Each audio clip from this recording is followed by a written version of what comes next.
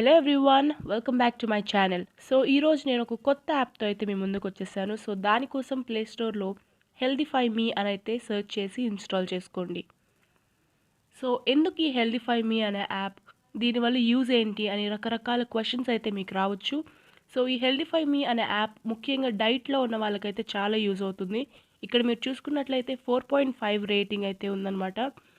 So ఎవరైనా డైట్లో ఉంటే ఈజీగా క్యాలరీ కౌంటింగ్ అనేది చేసుకోవచ్చు. సో డైట్ ప్లాన్స్ ఉంటాయి, కొన్ని రిమైండర్స్ ఉంటాయి, ఇలా చాలా చాలా యూజెస్ అయితే ఉంటాయన్నమాట. సో ముఖ్యంగా నేను ఇప్పుడు పాయింట్అవుట్ చేసేది కౌంట్ క్యాలరీస్ అనమాట. సో ఇంటర్ఫేస్ చూసారు కదా, మీకు ఇక్కడ చాలానే ఉన్నాయి. Home workout, count calories, diet plan, so ఇలా చాలా వెయిట్ లాస్ ప్రోగ్రామ్స్ ఇలా ఉంటాయన్నమాట. సో ముఖ్యంగా మనం క్యాలరీ కౌంటింగ్ మీద అయితే టార్గెట్ చేద్దాం. బికాజ్ మనం తీసుకున్న ఫుడ్ ఎన్ని క్యాలరీస్ ఉన్నాయంటే మనం క్యాలిక్యులేట్ చేసుకుందాం.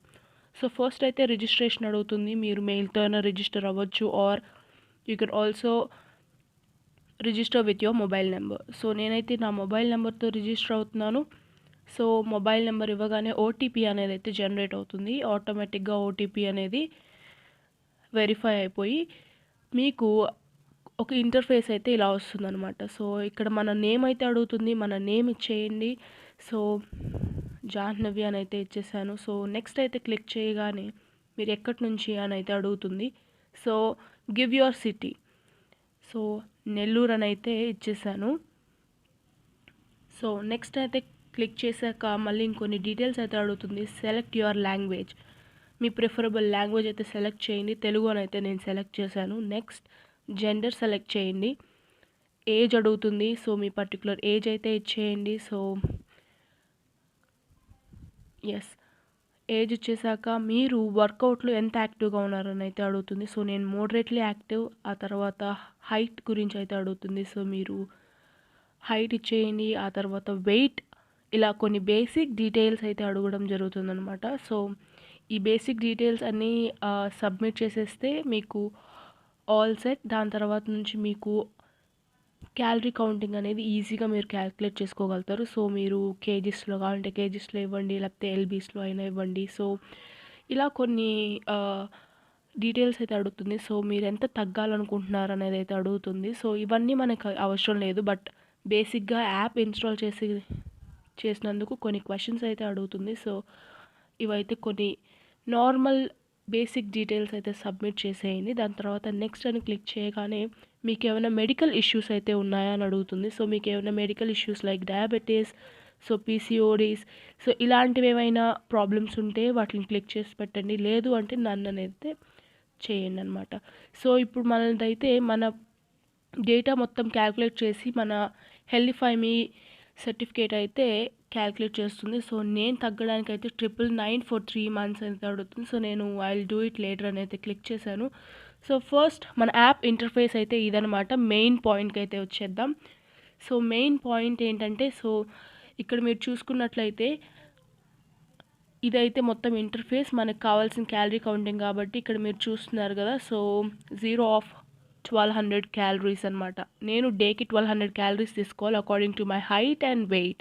నేను ముందు ఇచ్చిన డీటెయిల్స్ బట్టి నాకు 1200 క్యాలరీస్ ఇంటేక్ ఉండాలి ఎవ్రీ డే. సో